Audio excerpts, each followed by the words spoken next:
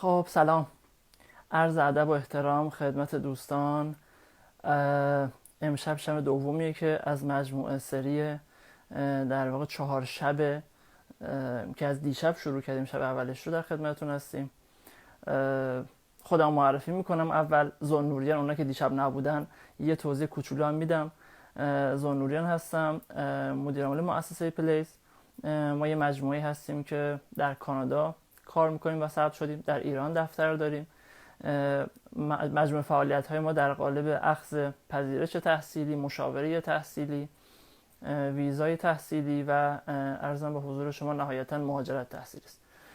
من اجازه میخوام موضوع بحثمون رو در حد یک تیتر اینجا بذارم، چون شب اول ما یه مقداری در واقع مسئله داشتیم با سوالهای بیش از اندازه‌ای که از دایره بحث خارج بود.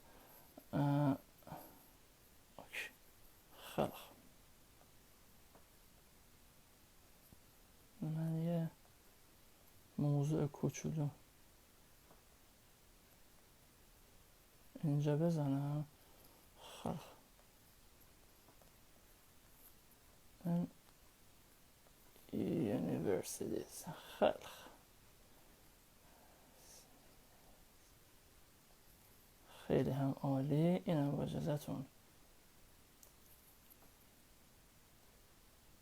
چیزش کنیم. خیلی عالی.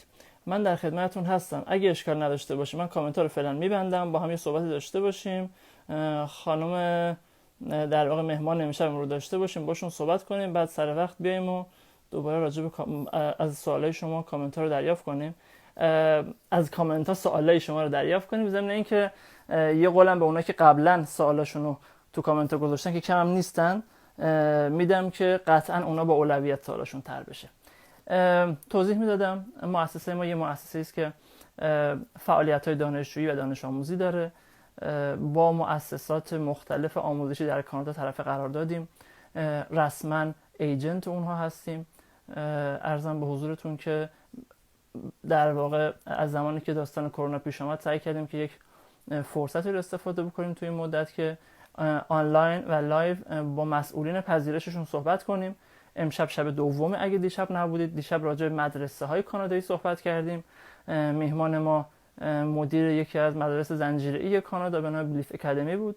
امشب یه سورپرایز جالب براتون دارم، برای اینکه فکر نمی‌کنم بدونید همچین مؤسسه‌ای هم در کانادا وجود داشته باشه. برای این انتخابش کردیم. مؤسسه‌ای به نام دانشگاهی به نام برشا که عنوانش نه کالج نه دانشگاه است، عنوانش دانشگاه کالجه. بریم با ایشون صحبت کنیم. عرضم به حضورتون که ببینیم که چرا اسمشون اینه و دقیقا فرقشون با دانشگاه و کالج چیه و چرا میشه همچین گزینه‌هایی رو انتخاب کرد. خانم میلیانا قاعدتاً الان باید پیش ما باشن.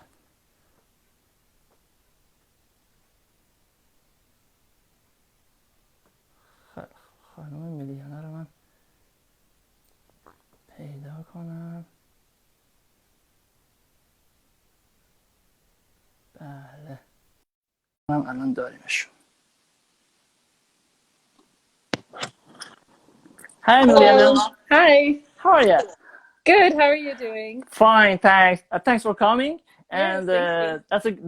that's my pleasure to meet you this time online. Thank you. You as well. Thank you for hosting me here, and hi to everybody else who's also watching.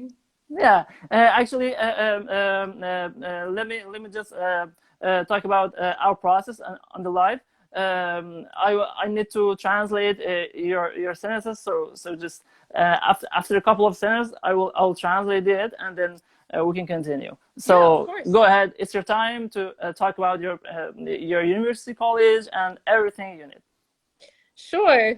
So my name is Miliana, and I work as the international recruitment specialist for Brescia University College, which is in London, Ontario, in Canada. And my role is essentially to travel all over the world to connect with students, probably like the ones who are watching right now, and to tell them a little bit about Brescia and the advantages of studying in London and in Canada. Do you need time to translate or I'll Yes, keep going? thank you. I'm okay. So, yeah, actually, بچه خانم میلیانا مسئول امور پذیرش ها در دانشگاه برشا هستن. عنوان دانشگاه رو بعد براتون توضیح میدم. بعدشون میخوام خودشون توضیح بدن که چرا اسم دانشگاهشون دانشگاه کالجه، یونیورسیتی کالج هم در واقع. و این دانشگاهی است که در لندن اونتاریو یک شهری است در 200 کیلومتری تورنتو، توی یکی از شهرهای دانشجویی کانادا. و خیلی خوب، باقیشو بشنویم. Go ahead. So I can speak a little bit about Brescia, and then I don't know if you have questions that you've already prepared. Okay, awesome. Yes. Perfect. So I'll just tell everyone a little bit about Brescia. So Brescia is affiliated with Western University here in London, Ontario. And what this affiliation means is that students graduate with a degree from Western University while studying at Brescia. Western is only about 5 minutes from Brescia. And the other important thing to know about Brescia is that we are an all-female institution as well. So only female students can study at the undergraduate level at Brescia. میگن که نکته جذابش در واقع این بود بچه‌ها. یک اینکه دانشگاه برشا دانشگاهی است که تحت نظر دانشگاه وسترن آنتاریو مدیریت میشه و در واقع مالکیت حقوقیش در دست دانشگاه وسترنه. جذابش اینه که شما در برشا درس میخونید و مدرک دانشگاه وسترن رو میگیرید. این یعنی اینکه در یه دانشگاهی که در واقع چطوری بگم، توی دانشگاهی که خیلی راحت میشه پذیرش گرفت وارد میشید و مدرک دانشگاهی رو میگیرید که رتبهش الان تقریبا 200 دنیاست و 7 کانادا. این یه فرصت خیلی جذابه. اوکی. So the fact that we are a women's institution, sometimes students are concerned about this and wonder what it's like to study on our campus. So in reality, it is a bit of a mixed environment because students from Western University can take classes at Brescia, but for the most part, it is all female students.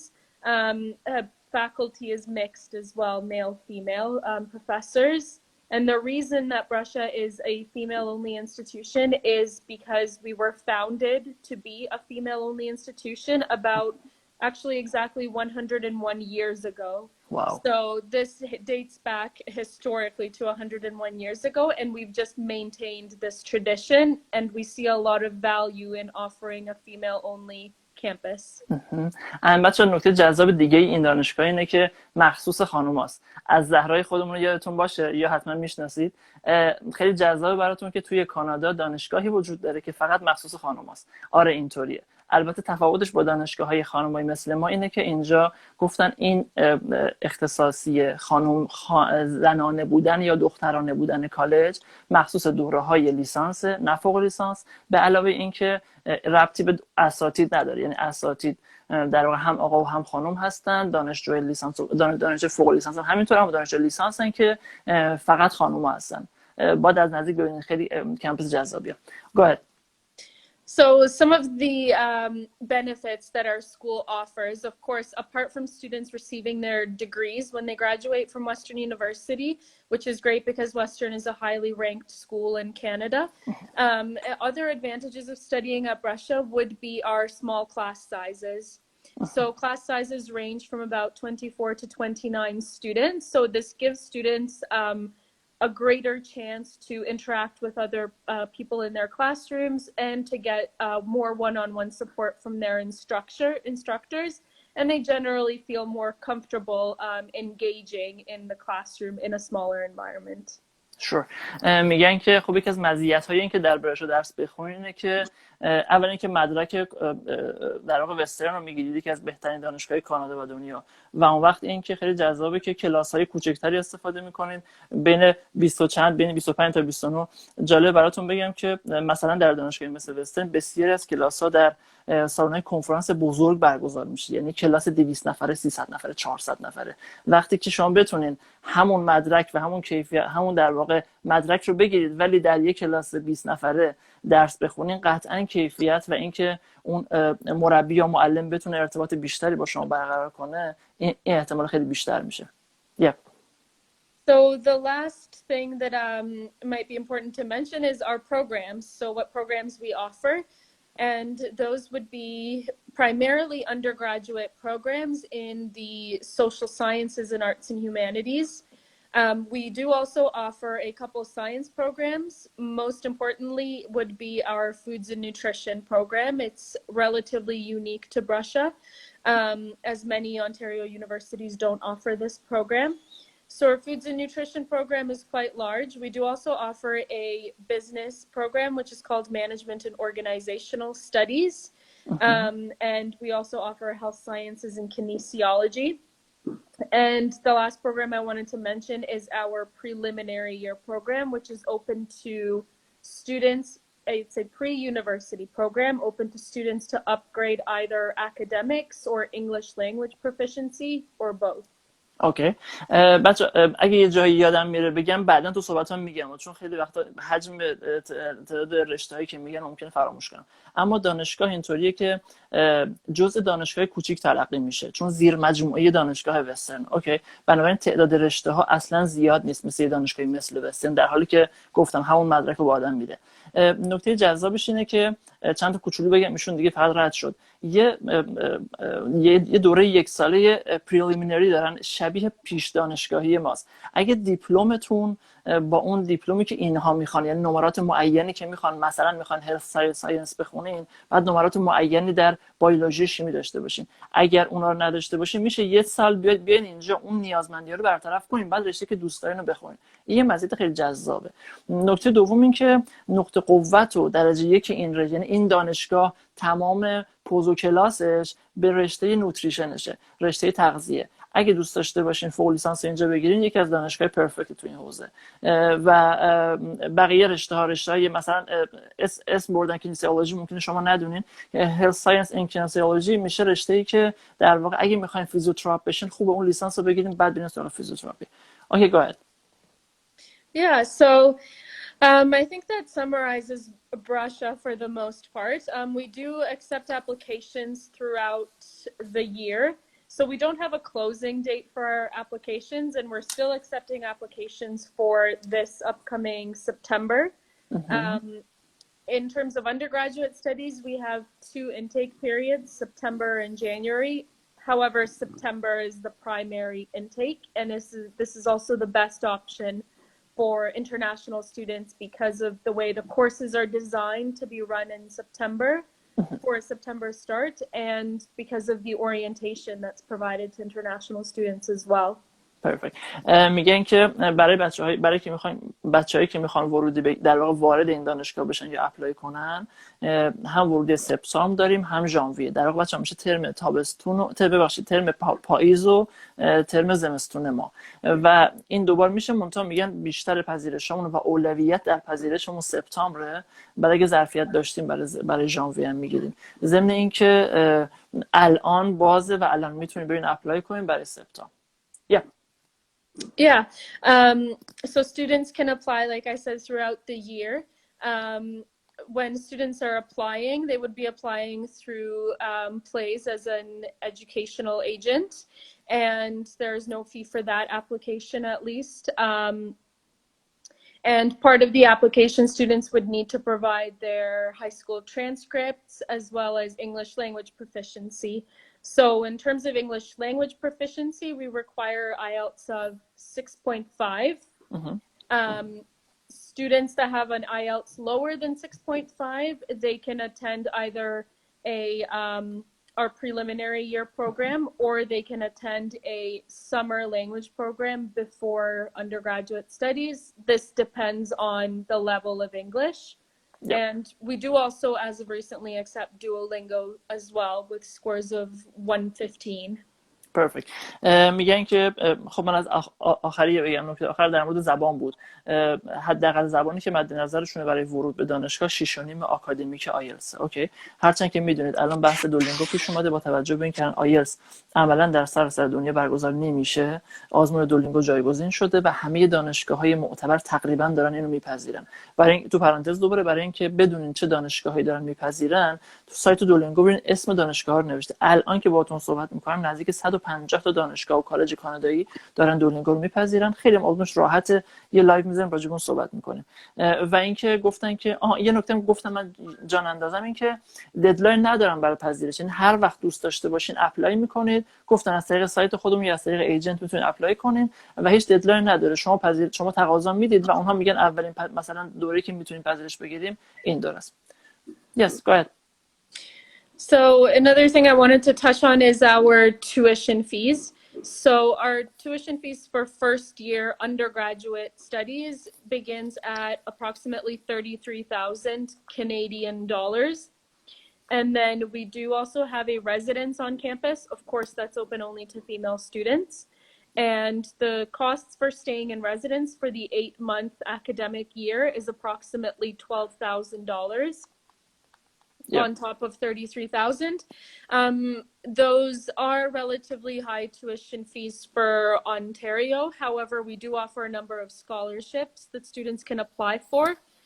And the majority of those scholarships are given to students who show very strong leadership skills and involvement in high school or in their communities.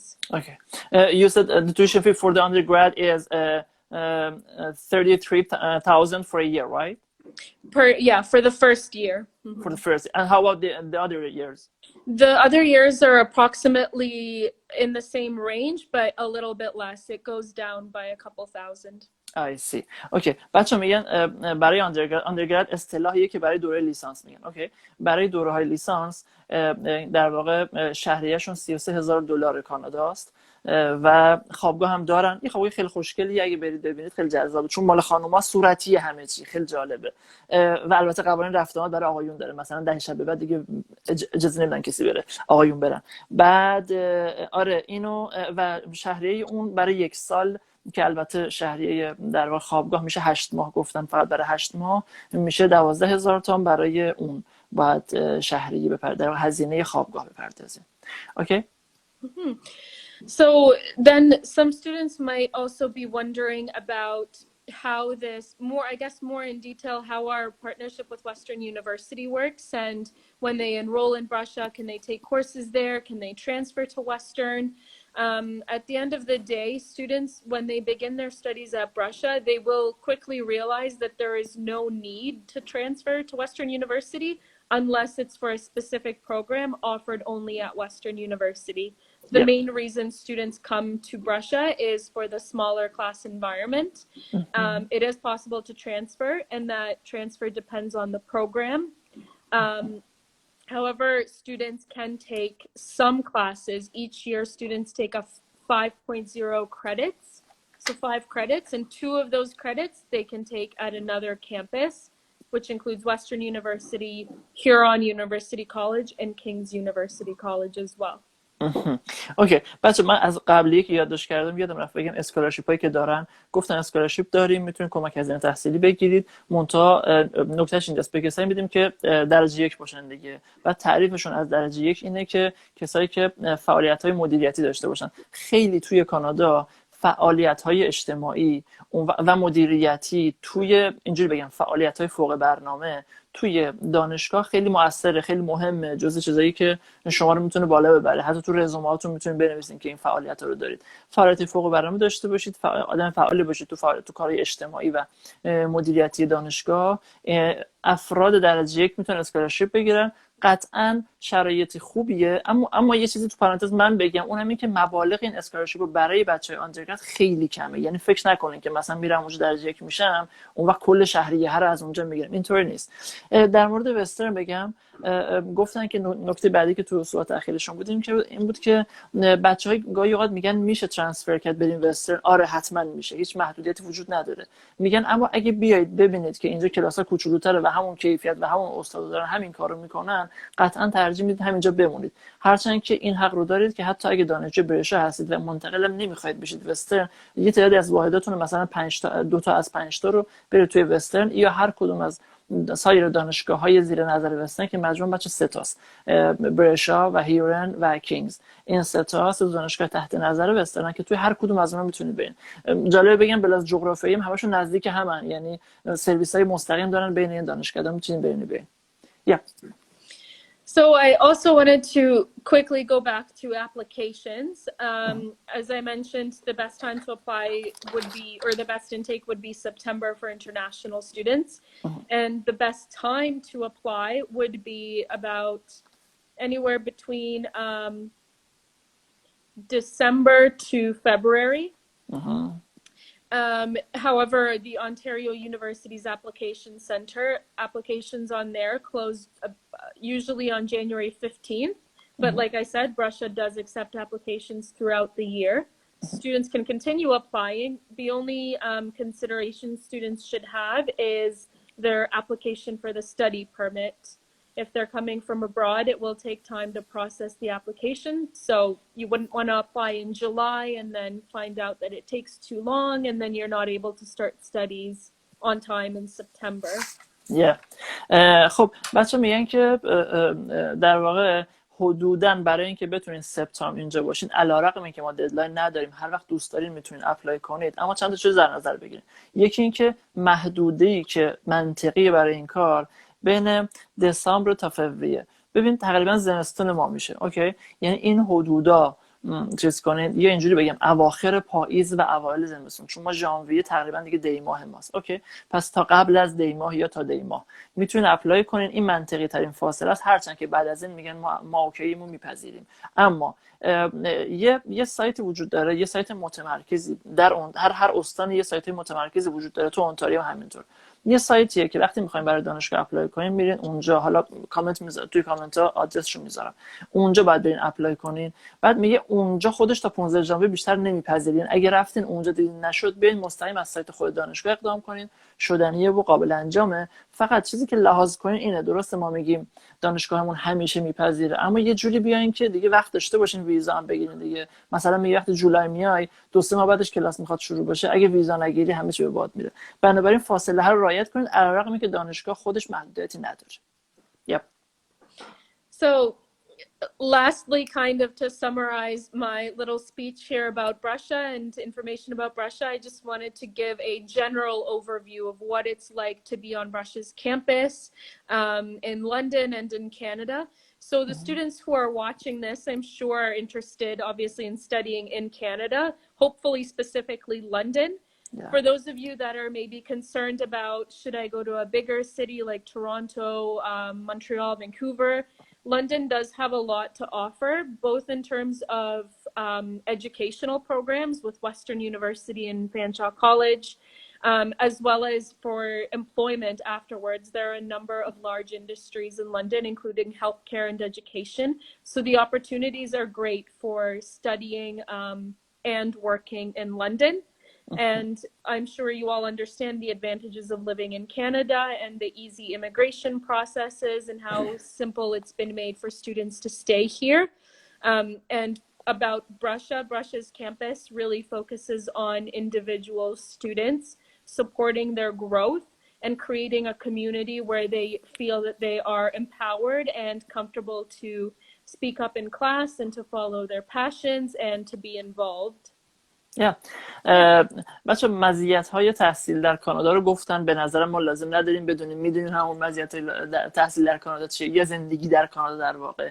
به طور خاص راجع به شهر لندن صحبت کردن، یا لندن. خیلی جالب بگم اسم این شهر دقیقاً شبیه شهر لندن انگلیسه. احتمالاً مهاجرینی که از اول آمدن اینجا این اسمو گذاشتن روش، ولی این شهر اینجوریه که یه شهر دانشجوییه. شهر مشابه اینو خیلی من خودم توصیه میکنم برای تحصیل. علتش اینه که شما هزینه‌های خیلی خیلی کمتری خواهید داشت. این شهرها طراحی شدن برای اینکه شهرهای دانشجویی باشن.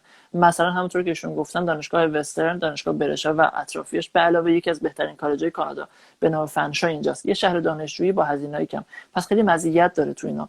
در واقع تو این شهرهای این شکلی اطراف شهرهای بزرگ دور و بر هم تورنتو زیاد از این شهرها دارید، هم ونکوور. اگه خواستین انتخاب کنین شهرهای خوبی ان، دانشجویی طراحی شدن و به لازم مالی هزینه‌تون پایین میاره.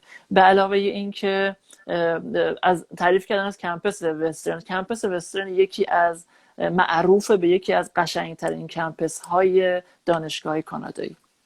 Yes. Awesome. I think that's all the information that I had to share. So Perfect. If there are any questions, of course, I'll be happy to answer those. And any students that are interested in applications can reach out to yourself, of course. Yeah, thank you. Yeah, lots of questions. You know, from yesterday that we had some story on the Instagram. We got lots of questions, and right now I need to get your answers here. Sure. So, yeah. بچه من اول فارسیشو میگم بعد براشون ترجمه میکنم.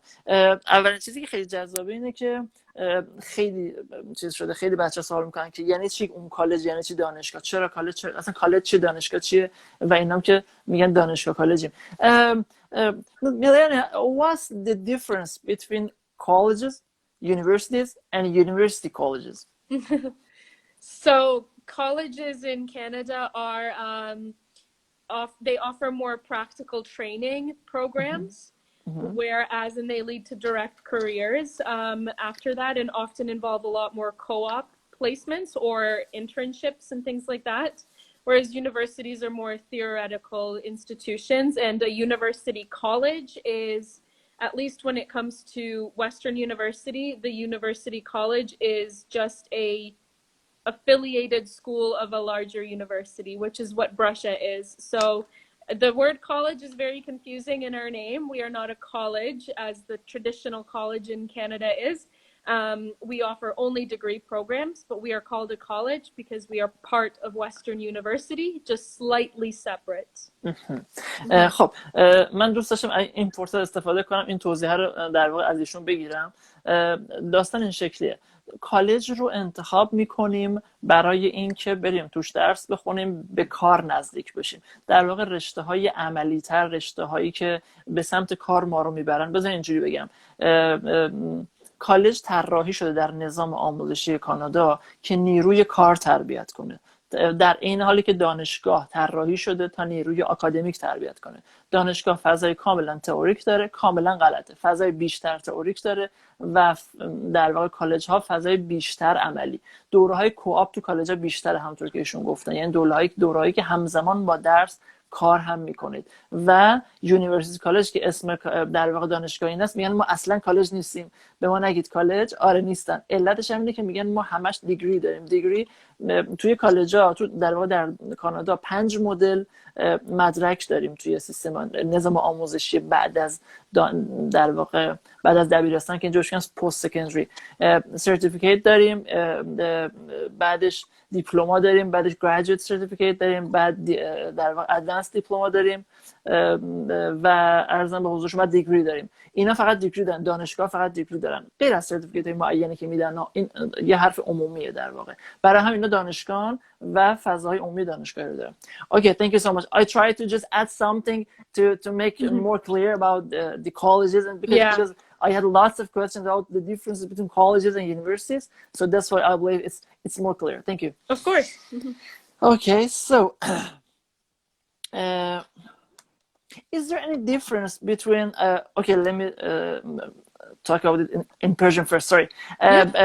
سوالیم بوده که فرق شهریه‌های برشا، اگه میگین مزیتش، فرق شهریه‌هاشون با شهریه‌های چیز چیه، با شهریه وسترن یا دانشگاه عادی چیه. Is there any real difference between your tuition fees and, for example, Western University? Not really.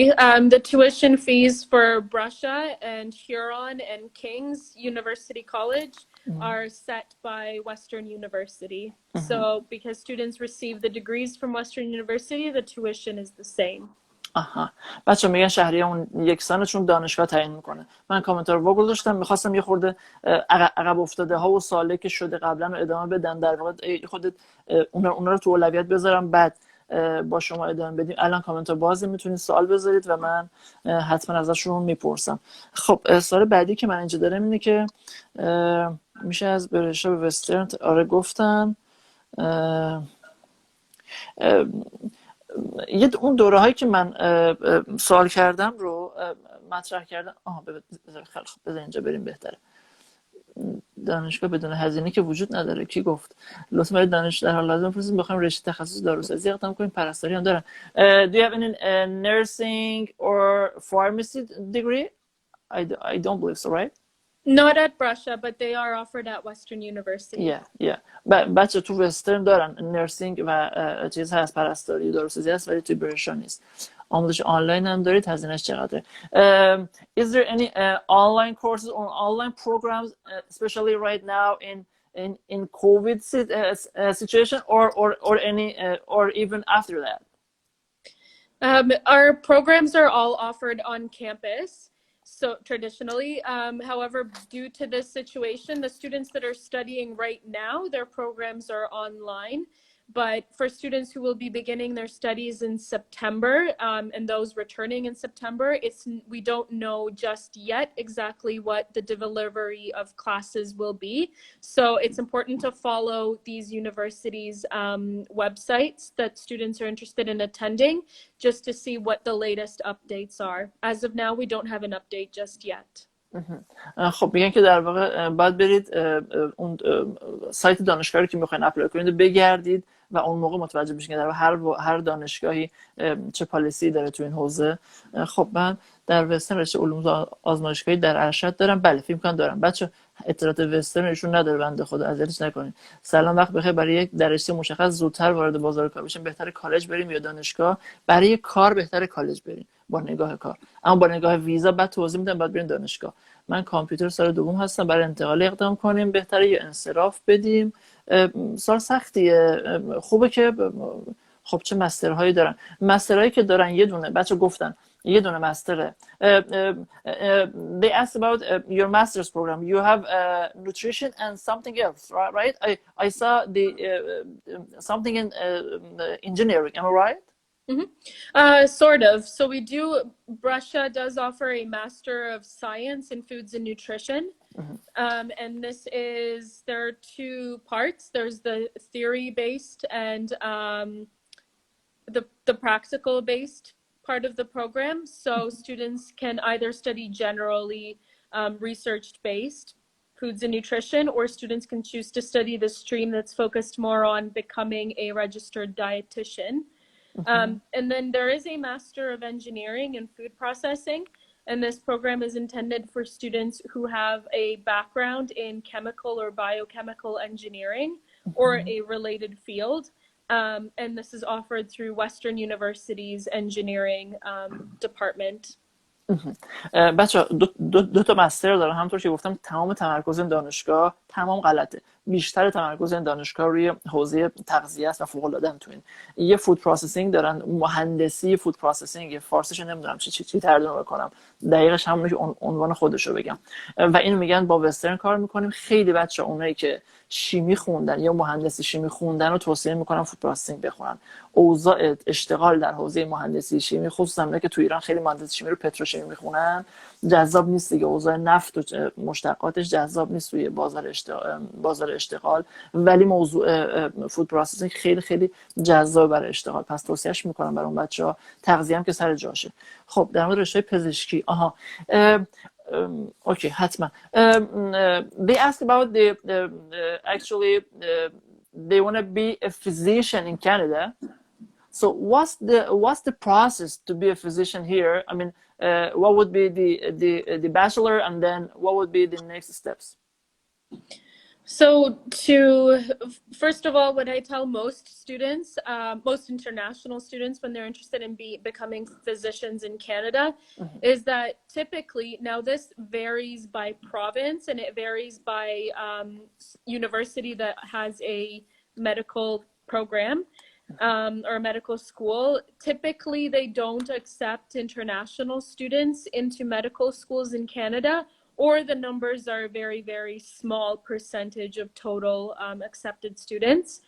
And the reason for this is it's due to the way that our healthcare system is funded. So again, like I said, the majority of applicants won't be admitted, international applicants, into medical schools. However, it is possible for students to study a program like biomedical sciences or something like that at the undergraduate level, and then they can pursue the path to become a citizen in Canada or permanent resident, and then from that point, it may be possible to go into a medical school.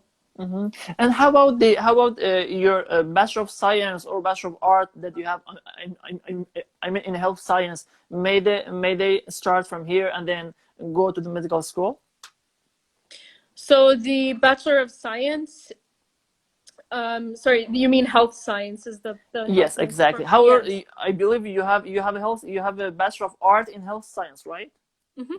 So this Bachelor of Art in Health Sciences is actually offered at Western University. Mm-hmm. So they have reserved a number of spaces for students to apply to this program through Brescia. So the enrollment for this program is limited at Brescia. So the difference is between the Bachelor of Arts in Health Sciences and the Bachelor of Science in Health Sciences. Most obviously, the difference is just the number of science courses that students would take. So the Bachelors of Science will focus more on courses like chemistry, biology, whereas the Bachelor of Arts may focus more on the sociology type courses that are part of the program. For example, like social determinants of health, personal determinants of health, healthcare systems in Canada, things like that, community health. Thank you. بچه پزشکی خیلی موضوع مفصلیه، میذارم یه لایو مفصل راجبش داشته باشیم، جداگونه، واقعا یه دنیاییه، یعنی همه رشته ها رو میشه در هم گفت، پزشکی و حقوق و بیزنس و باید جداگونه هر کدوم یه دنیا براشون صحبت کرد. پزشکی این شکلی، بعد 4 سال لیسانس بخونید، بعد برید مدرسه پزشکی.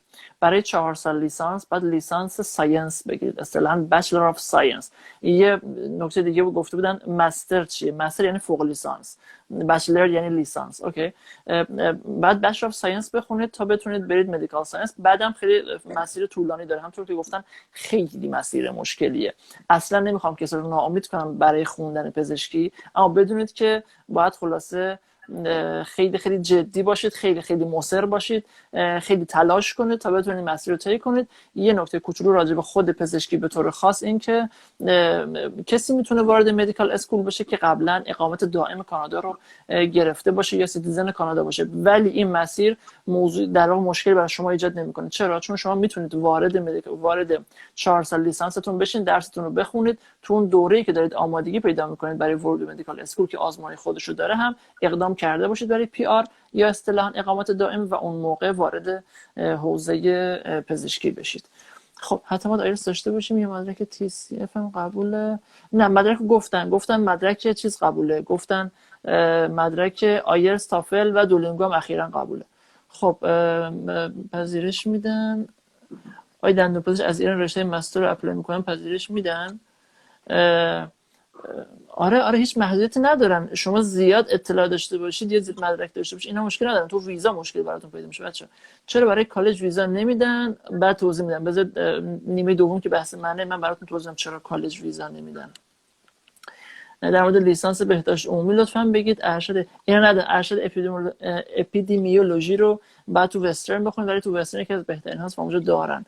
رشته کامپیوتر سال دوم هستین، انتقال. Okay, I believe most of the questions are done at least by you. However, there are lots of another question about the study permits, now the visas, I mean, and other universities that I need to answer them, or I have to answer, or I have to someone else to answer them. So I want to appreciate you for joining us. And thanks for your time. Thank you. Hopefully you keep healthy and safe in this situation. and I want to ask you to join us again for the future meetings. Yeah, absolutely. I'd be very happy to chat with you all again, and thank you all for listening. Hopefully I've been able to provide some valuable information. Absolutely. Yeah. Absolutely. Thank It you was so great. much for having Thank me. you. Thank you so you. much. Have a great good day. Thank you. Bye. Bye. خب بچه من توضیح میدم. خیلی خوب. حالا بیایید دونه دونه که گفتین من بهتون بگم، برای اینکه خیلیاش به این بنده خدا ربط نداشت، می‌خواستم اذیتش نکنم. خب برای علوم کامپیوتر فاند دارن یا نه؟ آره، علوم کامپیوتر فاند هست. یه توضیح بدم راجع به کامپیوتر. کامپیوتر در کانادا در 2 دانشکده متفاوت تدریس میشه. هم در دانشکده‌های ساینس، هم در دانشکده‌های انجینیرینگ. یعنی هم علوم کامپیوتر میتونید بخونید، هم مهندسی کامپیوتر میتونید بخونید. تو دانشکده‌های مهندسی شانس پذیرشتون بیشتره. توصیه میکنم اگه کامپیوتر خوندین یه جوری میشه به مهندسی ربطش داد، برید سراغ مهندسیشون، پروژه میارن اساتید، فاند حوزه مهندسی بیشتر. بریم سراغ لیسانس بهداشت عمومی لطفاً. آره و ارشد. بهداشت عمومی اصطلاحاً بهش میگن پابلیک هلت. اینجا یکی از رشته‌های فوق‌العاده ای هست که تو کانادا هست. اینجوری بگم به لحاظ اشتغال ما خیلی خیلی توصیه میکنیم کسایی که میتونن برن تو حوزه‌های سلامت، حالا پزشکی و داروسازی و دامپزشکی و دندانپزشکی که خیلی عالی‌ان و خیلی سختن، اما تمام رشته‌های حوزه سلامت به خاطر اینکه حوزه سلامت حوزه‌ای است که دولت روش هزینه میکنه، اشتغالشون خوبه، حتما عالی‌ان، منتها به همین نسبت ارشدشو گفتین پذیرش توشون سخته. باید رقابت کنین با بقیه. اگه تونستین تو پابلیک هلت برید ارتباط بگیرید با اساتید، سوپروایزر بگیرید. سوپروایزر الان جداگونه سوالا رو به یه جای برسونه، براتون توضیح میدم چه جوری بگیرید. خب مستر همون فوق لیسانس هست؟ بله مستر همون فوق لیسانس هست. رشته کامپیوتر داره، اینا لیسانسشو دارن ولی فوق لیسانسشو نه. مهندسی مخابرات، آره مهندسی مخابرات هم جز رشته‌ای است که در دانشکده در واقع انجینیرینگ تدریس میشه. مهندسی چند تا زیرشاخه داره دیگه، میدونه که برق خوندن میدونن، میتونن مخابرات بخونن، قدرت بخونن یا الکترونیک بخونن. همه مهندسی ها رو بذارید یه 2 دقیقه راجع به مهندسی ها بگم. همه مهندسی ها عمرانم چون دیدم یه دونه بود، همه مهندسی ها این شانس رو دارن که فاند بگیرن. خوشحال باشید که یه خود فاند توی حوزه‌های مهندسی بیشتر از بقیه است. اونتا فاند گرفتن چطوریه اینو می‌خواستم برای همتون بگم. فاند گرفتن کار آسونی نیست. یعنی اینطور نیست که در کانادا خیلی راحت یه پول گذاشته باشن به ما بدن و با خیرات انجامش بدیم. چند تا آیتم وجود داره برای گرفتن فاند، اینا رو مد نظر داشته باشید. ببینید میتونید تأمینش کنید یا اصولا شرایطشو دارید یا نه. نکته اول گرفتن فاند اینه که باید معدل لیسانس خوبی داشته باشید. اگه فوق لیسانس خوندید معدل لیسانس و فوق لیسانس خوبی داشته باشید. اوکی. بعد ترجیحاً آیلتس خوبی داشته باشید. اگه تو رشته‌های مهندسی درس میخونید آیلتس کافیه. اگه تو رشته‌های مثلا مدیریت درس میخونین جیمت و جی آر ای هم ازتون میخوان. اگه روانشناسی میخونین جی آر ای روانشناسی میخوان. اوکی. پس همه اینا مسئله است. نکته بعدی که مهمه برای گرفتن فاند اینه که فاصله زیادی از تحصیلتون نگذشته باشه. کسی که 10 سال پیش فارغ التحصیل شده الان یه دفعه بهش فاند نمیدن، مگر اینکه اثبات کنه تو این فاصله داشته کار مرتبط میکرده و در واقع به لحاظ علمی مرتبط بود با فضا. اگر از دانشگاهی درس خوندین که رنکینگ خیلی خوبی نداره، نمیشه خیلی مطمئن بود میشه فاند گرفت. یعنی چی؟ این معنیش این نیست که اگر کسی در دانشگاه آزاد یا پیام نور درس خونده فاند نمیگیره، یا اگر کسی در مثلا شریف خونده حتما فاند میگیره. نه اینطوری نیست. اما اینم یکی از آیتم هاست در واقع رنکینگ دانشگاه مبدأ. نکته بعدی داشتن کار سابقه کار پژوهشیه. اگر کار پژوهشی دارید، حالا کنفرانس بوده، مقاله بوده، کتاب بوده، ایدئال اینه که پابلیش شده باشه دیگه. حالا حتی بعضی وقتا پابلیش هم نشده، ما میگیم اگه در واقع ثبت هم کردید بیارید بدید، ما انجام میدیم، امیدوار باشیم فاند بگیریم. اینا میشه مجموعه ای از آیتم هایی که به شما کمک میکنه فاند بگیرید. پس ممکنه آره، ممکنه نه، ولی بهش امیدوار باشید اگه این حداقل ها رو دارید. خب بفرمایید که چرا برای کالج ویزا نمیدن؟ برای کالج ویزا نمیدن؟ نه، خیلی احتمالش کمتره. ماها که مؤسساتی هستیم که این کارو میکنیم، در واقع پذیرش میگیریم و ویزا میگیریم، همیشه میگیم اولویتتون با دانشگاه باشه. اصلا ما همیشه برای کسی که میخواد اپلای کنه میگیم بیا برات یه دونه دانشگاه اپلای کنیم، یه دونه کالج. اگه دانشگاه نشد کالج رو داشته باشی. پس کالج احتمال ویزاش صفر نیست، خب، اما احتمالش کمتره. اینکه چرا باید به نگاه افسر ویزا دقت کنیم، یعنی چرا اون آدم که میخواد تشخیص بده ما میتونیم بیایم تو کانادا یا نه، تشخیص میده به کالج ویزا نده. علتش اینه، یه علت کلیش، علت کلیش اینه که اونها نیاز دارن مطمئن بشن طرفی که میاد به کشورش برمیگرده. در واقع اگه به نامه‌های ردی ویزا نگاه کنید تو همشون نوشته من قانع نشدم، کشور رو ترک میکنی، بعد بخواد این قانع نشدن رو به یه چیزی نسبت داده، مثلا میگه به خاطر سابقه تحصیلی، به خاطر سابقه سفر، به خاطر هر چیز دیگه. اوکی، پس اصلش اینه که میخوان مطمئن شن ما به کشورمون برمیگردیم. حالا مگه کالج مطمئنش نمیکنه ما به کشورمون برمیگردیم؟ نه، داستان فقط این نیست. مسئله اینجاست کسی که از یک دانشگاه فوق لیسانس پذیرش گرفته مثلا یه آدمیه که حداقل‌های علمی داشته که فوق لیسانس پذیرش گرفته. یکی که فوق لیسانس پذیرش گرفته فاندم گرفته، یه آدمیه که هم حداقل‌های علمی رو داشته، هم یه ارزش‌هایی داشته که حاضر شدن پاش پول بدن. هرچی این شرایط بهتر میشه شانس ویزای بیشتر میشه. هرچی بیایم پایین بریم سراغ کالج، اون وقت کالج حداقل علمی خیلی جدی نداره، پس اون آدم احساس میکنه میتونه خیلی در قصدش درس خوندن نباشه. حتی یه خورده پایین‌تر که میایم اون آدم میره اشتباها، بعضیا میرن تو کالج‌های خصوصی، بعد میان پیش ما میگن چرا ویزام رد شده، میگه مگه کجا پذیرش گرفته بودی؟ میگه مثلا یه مؤسسه بود برام کالج خصوصی پذیرش گرفته. کالج عمومی هم دولتی هم تازه خوبه، بعد میرن خصوصی هم باهاش میگیرن. بدترش اینه کالج پذیرش میگیرن بعد پذیرش مشروط میگیرن، یعنی حالا آیلتس هم سر جاش نیست. اینها باعث میشه شانس ویزاتون بیاد پایین. اوکی، خب شهریه قسطی میشه یا نه؟ شهریه در ترم اول قسطی نمیشه، اما ترمای بعد در حد این که به جای ابتدای هر ترم همش رو بدین، مثلا در 2 قسط ازتون بگیرن، این شانس وجود داره، قابل مذاکره است دانشگاه و کالج ها. خب دیگه بفرمایید که پزشکی. من تصور میکنم که همه سوالات برای کالج فاند نمیدن. خیر، کالج فاند نداره.